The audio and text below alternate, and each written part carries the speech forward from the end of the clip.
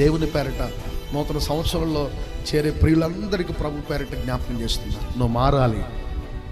అదే నూతనమైనటువంటి సంవత్సరం. నువ్వు మారినప్పుడే నీ హృదయాన్ని, నీ మనస్సును, నీ క్రియలను, నీ భక్తిని, నీ జీవితంలో కలిగి ఉన్న అసత్య మార్గాన్ని, అబద్ధపు చెప్పిన జీవితాన్ని, మోసపూరితమైన బ్రతుకును నువ్వు మార్చుకున్నప్పుడు తన నామానికి మహిమకరంగా దేవుడు నిన్ను బలపరుస్తాడు.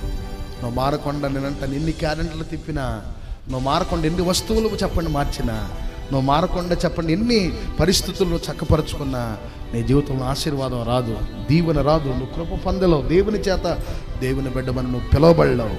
నువ్వు ఎప్పుడైతే మారతావో నేను దేవుడు మహిమ కలిగిన వ్యక్తిగా దేవుడు మారుస్తాడు. ఆయన తన బిడ్డగా అంగీకరించి నీలో ఆయన ఉండి ఏం చేస్తాడు తెలుసా, నిన్ను గణపరచడం ఆయన ప్రారంభిస్తాడు.